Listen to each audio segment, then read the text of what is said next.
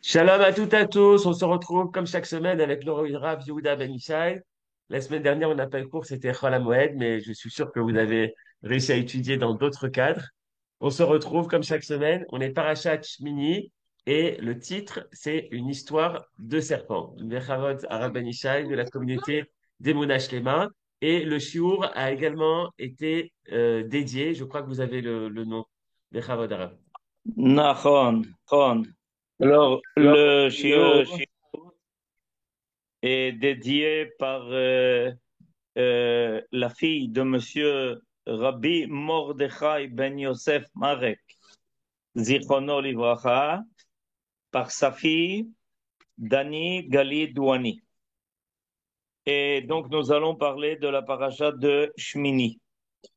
La paracha de cette semaine, la paracha de Shmini, qui est la première paracha après Pessah, est une paracha qui a beaucoup interpellé nos sages. Et on va essayer aujourd'hui de mettre en relief un sujet particulier qui est précisément figure dans notre paracha. Et pour cela, on va rappeler d'abord un enseignement de la paracha du traité de Kiddushin sur notre paracha, la paracha de Shumini. Nos sages dans le Talmud vont remarquer que nos anciens, les sages qui sont appelés les Rishonim, c'est-à-dire ceux qui figurent parmi les générations premières de la transmission de la Torah orale.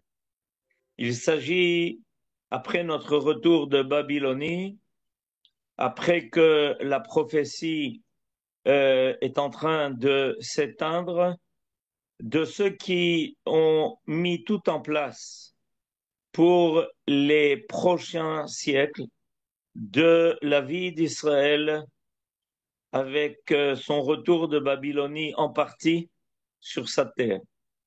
Et leur travail essentiel a été de trouver ce qui permettrait au peuple d'Israël de rester profondément attaché, attaché à la vérité dans sa totalité. Et puisque la prophétie n'est plus là pour confirmer ou infirmer les messages qui seraient vrais ou faux, alors on a maintenant besoin de la chokhma.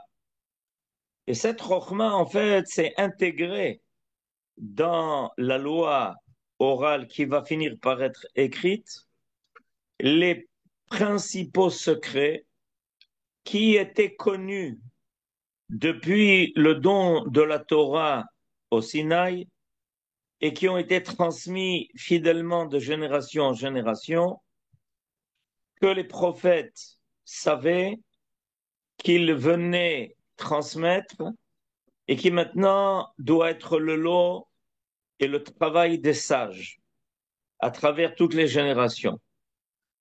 Et on les appelle, ces sages-là, nous dit la Gemara dans le traité de Kiddushin, ils portent un nom, ces sages. Ils s'appellent les Sofrim. Pourquoi est-ce qu'on leur donne le nom de Sofer? Merci, Toda Rabba Aaron. Pourquoi est-ce qu'on les appelle les Sofrim?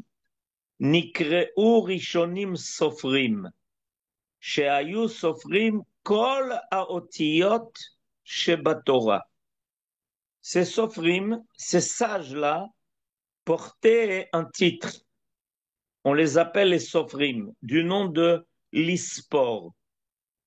L'Ispor, dans le sens simple du terme, veut dire en fait décompter, énumérer toutes les lettres de la Torah.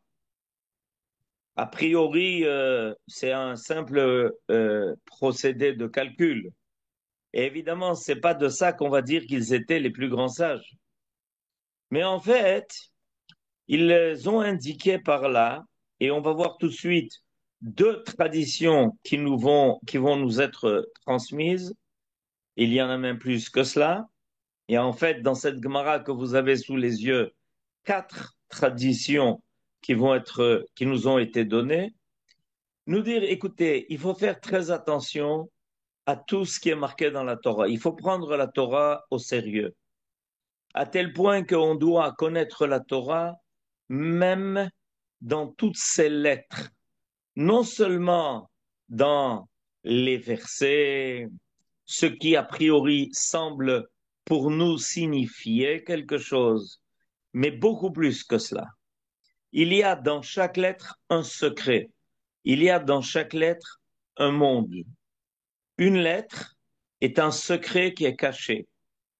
Un mot commence déjà à révéler le secret. Un passouk, un verset, le dit, et à ce moment-là, il va falloir le comprendre à plusieurs niveaux, comme on le sait d'après ce que nous avons reçu, que le Pardes sont les initiales de Pshat, Remez, Drash et Sod. Donc, il nous invite à faire attention à toutes les lettres, parce que derrière chaque lettre, il y a un infini qui se cache. La lettre dans un Sefer Torah est écrite à l'encre noire pour nous dire, voilà, il y a ici un écran. Derrière cette lettre écrite en noir, il y a le parchemin qui est une lumière infinie. En effet, l'écriture d'un Sefer Torah, des Tfilin et des Mezuzot consiste à cacher le blanc du parchemin, par une lettre, par un mot, par un verset, par une paracha entière. Et voilà que dans notre paracha, il remarque qu'il y a deux choses qui sont à retenir. Je lis avec vous.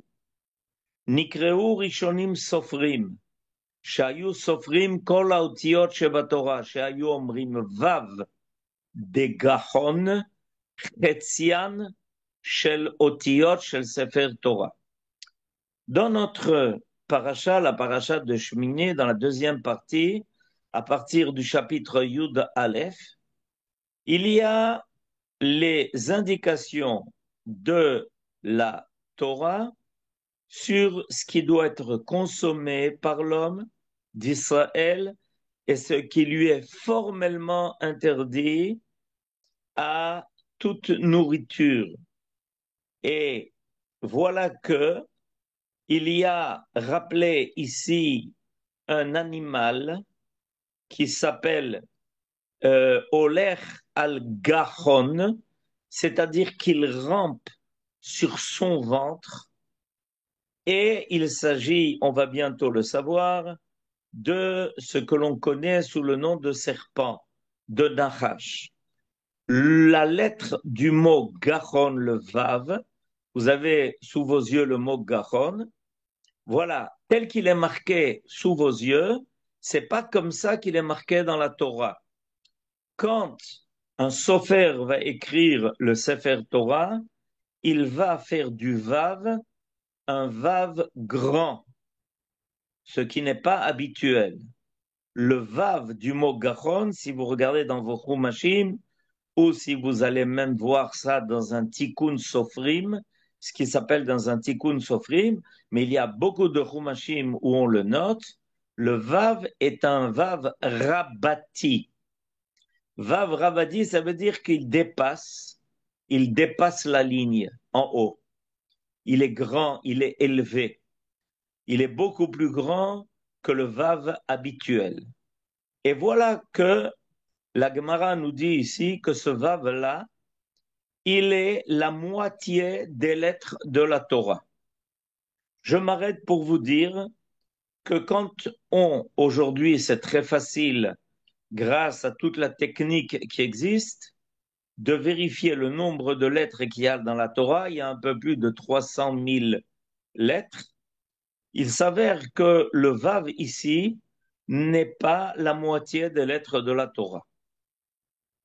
Alors évidemment, on va peut-être être déçu. Comment nos sages ont-ils transmis quelque chose qui un jour va être vérifié? En fait, ça a été évidemment vérifié depuis longtemps parce qu'il y a des gens qui se sont penchés là-dessus, même sans marchev, même sans computer, même avec toutes les applications possibles et imaginables, et ils ont évidemment vu que la lettre Vav n'était pas la moitié des lettres de la Torah. Et voilà qu'il y a un sage à Yerushalayim qui a déchiffré ce message. Et ce qu'il a déchiffré, c'est qu'en fait, nous a été dit ici qu'il y a dans toute la Torah 18 lettres qui sont différentes des autres lettres habituelles. Il y a 18 lettres. Par exemple, la première lettre de la Torah est différente. C'est un bet rabati, un bet en grand, une grande lettre qui commence la Torah. Il y en a en tout 18. Ah, et voilà que si on prend tous les mots de la Torah différents, toutes les lettres de la Torah différentes des autres lettres, quand on arrive à la lettre Vav de Gachon, on en arrive exactement à la moitié. Voilà, Toda Rabba Aaron maintenant nous a fait le travail. Kol olech al Gachon. Vous remarquez le Vav tel qu'il est là? Incroyable. Un Vav Rabati. C'est une lettre plus grande que les lettres habituelles. Et il est la moitié des lettres non habituelles de la Torah. Non pas de toutes les lettres de la Torah, mais des lettres non habituelles de la Torah. Dans la même Gemara que Aaron nous a présenté auparavant, la Gemara de Kiddushin, la Gemara va continuer à en dire, voilà, ça c'est pour les lettres, mais il y a aussi la moitié des mots. Darosh, Darash, Ketzian Shel Teivot. Dans notre paracha, à nouveau, il y a quelque chose qui est interpellant. Remarquez que les deux mots Darosh, Darash sont exactement les mêmes lettres. Et nous dit cet enseignement de la Gemara que jusqu'au premier Darosh, la moitié des mots de la Torah, à partir du deuxième mot de Darash, la deuxième partie des mots de la Torah. Darosh, Darash, Chetzian Shel Tevot. Il y a ensuite deux autres sources qui nous sont ici rappelées. La moitié des versets qui se trouvent, pardon, il y a aussi la moitié des versets dans Vayikra Yud Gimel, Yichar Semena Chazir, non, auparavant Ve'idgalach, Ve'idgalach, ça c'est la moitié des versets. Et la dernière source amenée ici, Yechar Semena Chazir Miyar dans Teilim, le chapitre P, Aïn de Yahar, Chetzian Shel Teilim. Chetzian Shel Teilim. La moitié des Teilim se trouve exactement dans ce Aïn de Yahar. Et il y a aussi quelque chose à dire là-dessus. Aujourd'hui, on va se contenter de parler du Vav de Gahon, la première remarque qui a été faite. Alors, je vais commencer par deux commentateurs qui ont trouvé important de nous dire de qui il s'agissait. De quelle bête, de quel animal il s'agit ici et que la Torah nous interdit. Kol olech al Gahon, vekol olech al Arba. עד כל מרבה רגליים, לכל השרץ השורץ על הארץ, לא תאכלום, כי שקץ הם. Premier commentateur, celui de Rashi, Olech al Gahon, le mot où il y a ce grand vav, c'est Nachash. Il s'agit du serpent. est-ce qu'on n'aurait pas deviné tout seul que ce qui rampe sur son ventre est un serpent? C'est quand même intéressant. Oler al-Gahon. Regardez, vous l'avez, tel que c'est présenté maintenant sur votre écran. Oler al-Gahon, c'est Nachash. Et en fait, Rabbi Avram Ibn Ezra va encore plus loin que ça. Va encore plus loin que ça. Et regardez le commentaire de Rabbi Abraham Ibn Ezra. Gachon, kmo al gachonecha telech. De quoi nous parle Rabbi Abraham Ibn Ezra? Du premier serpent au monde. Et Akadosh Baruch Hu l'a maudit. Ce premier serpent qui va faire tomber toute l'humanité.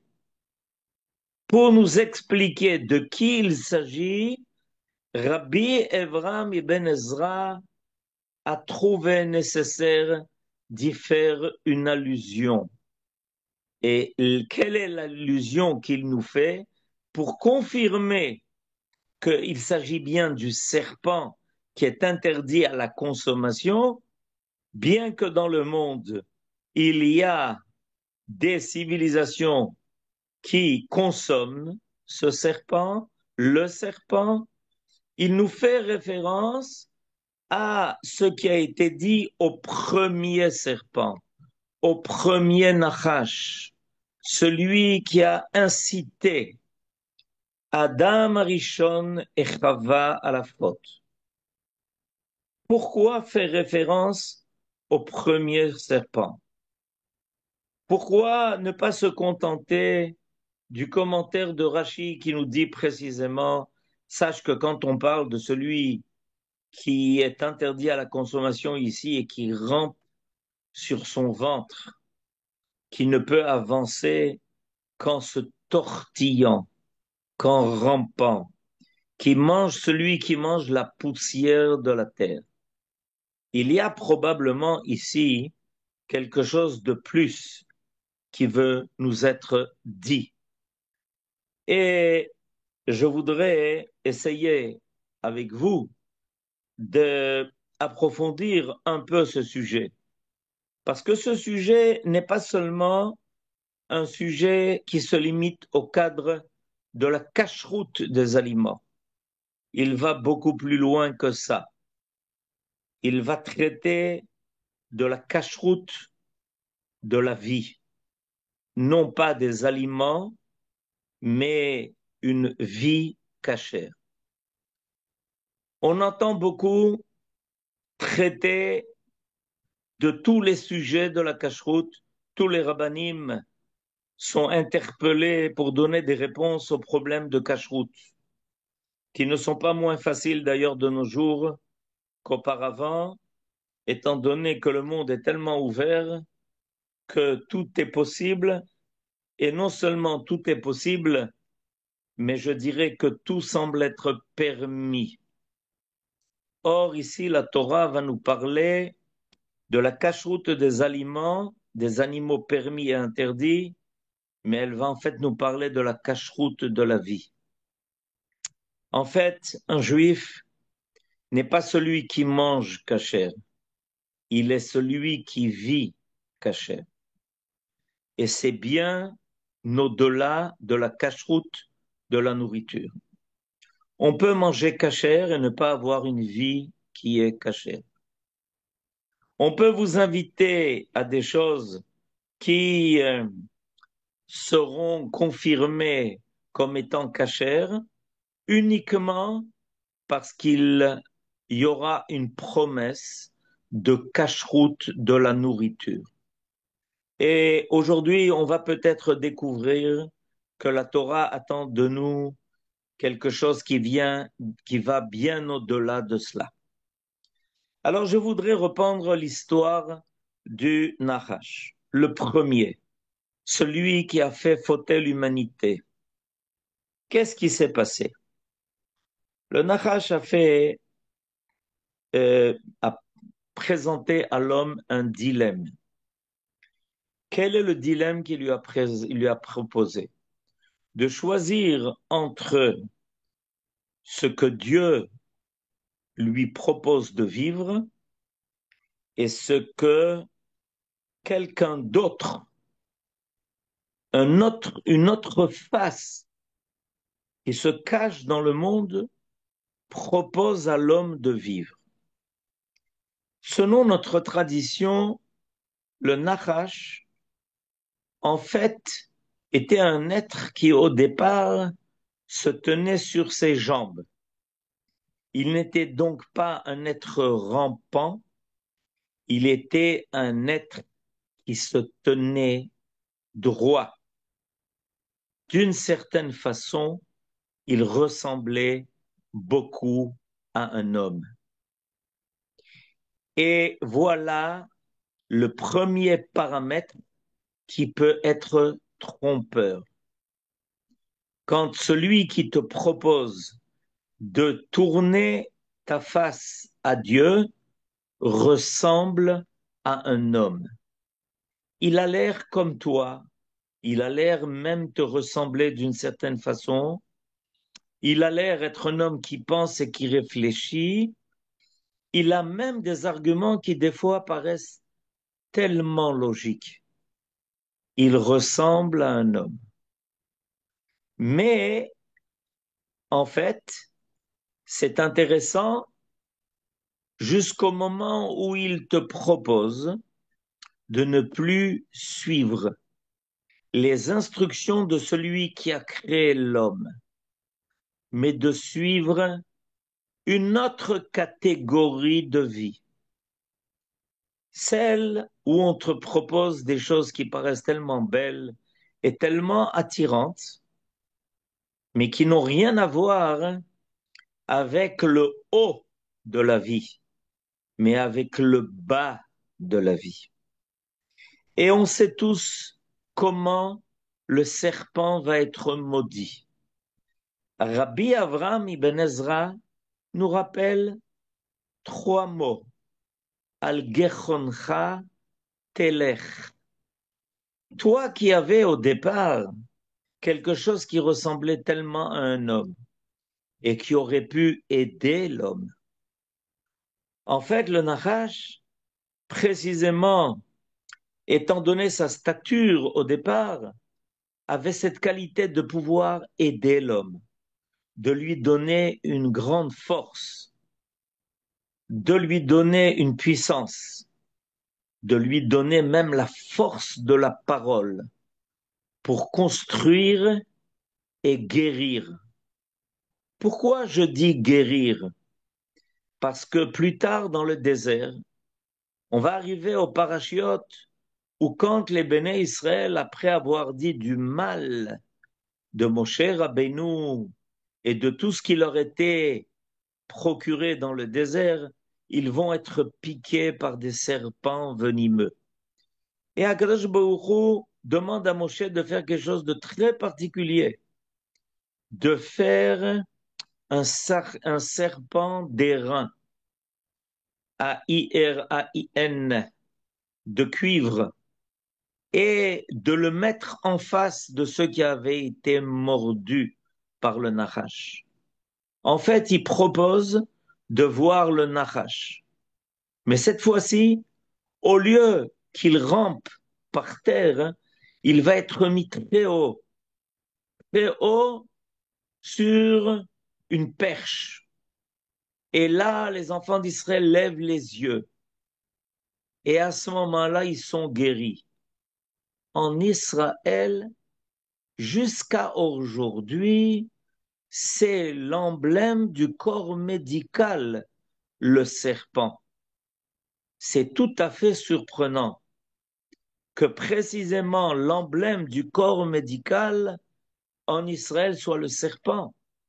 Comment celui qui nous a fait tomber et échouer, fauter jusqu'à aujourd'hui? Et non, il y a ici ce secret. Si le Nachash avait voulu, il aurait pu t'aider à remplir ton rôle, d'être quelqu'un d'encore plus grand, avec une force qui n'hésite devant rien, que rien n'arrête. Et voilà que le Nachash a choisi de faire trébucher l'homme par jalousie pour pouvoir s'emparer de sa vie, vivre comme un parasite de l'existence vraie de l'homme, le faire échouer pour dominer, lui, le monde. Quelle va être sa punition? Sa punition va être qu'il devra maintenant être un être rampant. Il n'y a rien qui descend plus bas que le serpent. Il devra ramper sur son ventre. Et voilà que on arrive à notre paracha. La paracha, dans sa première partie, parle de l'inauguration du Mishkan. Elle parle de l'inauguration du tabernacle. Dans notre paracha, est proposé à l'homme de retrouver la possibilité de la rencontre avec Dieu, de se libérer de cette bassesse, de ce qui a fait tomber l'homme de sa plus haute stature jusqu'à ses instincts les plus bas, les plus vils, de ramper par terre. Voilà précisément ce que la Torah va proposer avec le Mishkan, de rencontrer à nouveau la Shrina, celle qui était en présence permanente au Gan Eden, là où se trouvaient Adam et Chava. Et pour bien nous signifier que notre paracha doit être le tournant dans l'histoire de l'homme. En effet, après avoir parlé du Mishkan, de l'inauguration du Mishkan, on arrive aux aliments interdits. Et voilà que tout d'un coup arrive une lettre, le Vav de Gahon, pour nous dire, écoute, est arrivé le temps de la descente, la fin de la descente. C'est terminé. Le Nachash a entraîné l'homme au plus bas. Surtout, ne te baisse pas à lui. Quand tu le rencontres, évite-le. Cours pour ne pas rester près de lui. Et s'il essaye de courir après toi, écrase-le. Écrase-lui la tête. La tête parce que c'est là-bas que la pensée du Nachash est installée. Et tu vas commencer par la nourriture. Pourquoi la nourriture? Parce que dans le processus de la consommation des aliments, l'homme prend quelque chose qui est très bas. Il prend les plantes de la terre.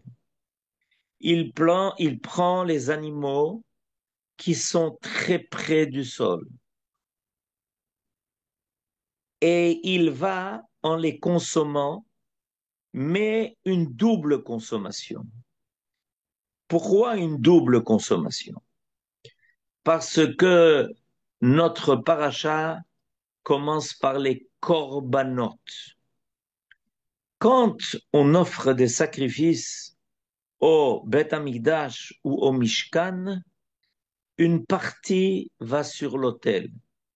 Une partie est consommée par les Kohanim ou des fois même par l'homme qui les a amenés. Une partie va à Dieu, une partie va à l'homme. Et voilà que Dieu s'associe à l'homme et l'homme s'associe à Dieu.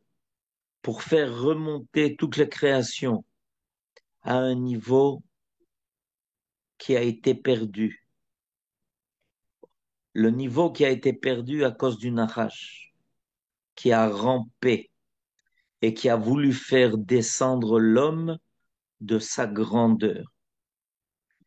Toute l'intention du Nachash était d'amener l'homme à ramper par terre, à lui ressembler. Et voilà que, en mangeant, en consommant la nourriture que Dieu a mis à la disposition de l'homme, l'homme élève. Il élève sa propre nourriture et s'élève en même temps. La consommation de la nourriture est l'occasion peut-être la plus essentielle pour l'homme de s'élever. Regardez combien la nourriture de l'homme est accompagnée de brachot, de processus de purification. Netilat yadaim, après que les mains soient déjà propres, et encore mieux que le corps de l'homme soit propre.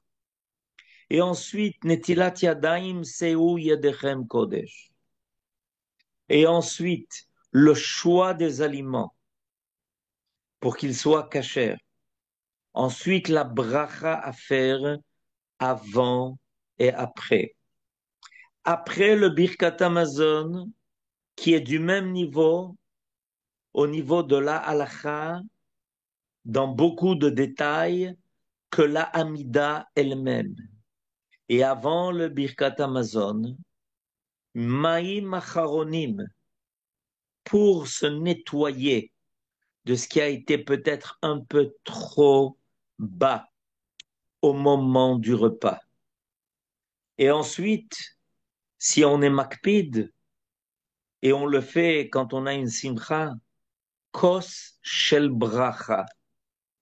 Voilà que toute cette, euh, euh, cette procédure, en fait, devient quelque chose d'extrêmement élevé. On est en train de se défaire du nachash qui a voulu nous entraîner vers le bas.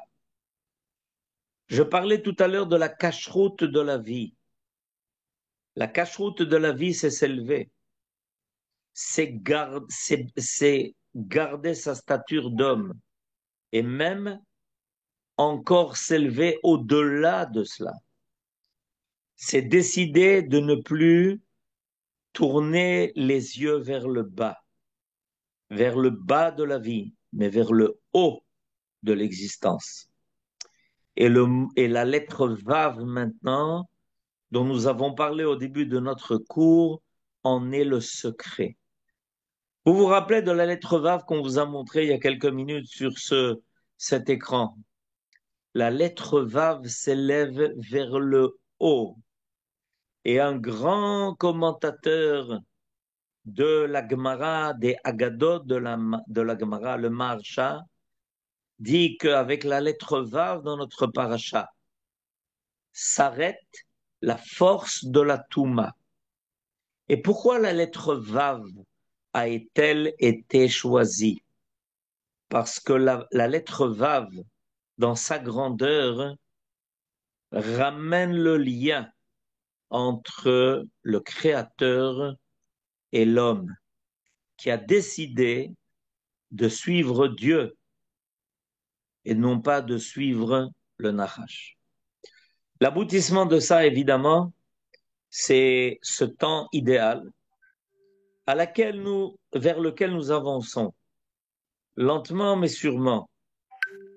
Le temps où on pourra se conduire avec noblesse dans tous les domaines de la vie, après avoir enfin surmonté cette force qui veut attirer tellement l'homme vers le bas, grâce à la Torah que Dieu nous a donnée en cadeau et qui porte le nom de Vav HaChibour.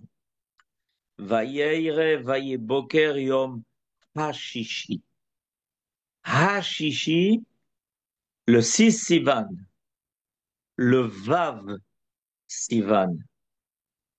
Hashishi, c'est la gematria de la lettre Vav, celle qui nous permet de nous purifier, de nous élever et de quitter le côté tellement vil qui jusqu'à présent, le Nahash par ses ruses, essaye de nous faire tomber dans tous les pièges.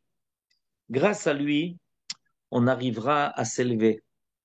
Et alors, la force du Nahash, qui au départ devait aider l'homme, une fois qu'elle a été dans son mauvais côté surmontée par l'homme, redeviendra ce qu'elle aurait dû être. C'est pour ça que la valeur numérique du mot Nahash devient la valeur numérique du mot Mashiach. Shabbat Shalom et Chodesh Tov. Merci d'avoir visionné cette vidéo. Je vous invite à vous abonner à notre chaîne InMode pour plus de replays, de conférences, de cours, d'interviews. Cliquez sur le bouton juste ici et vous êtes abonné à l'InMode. À très bientôt.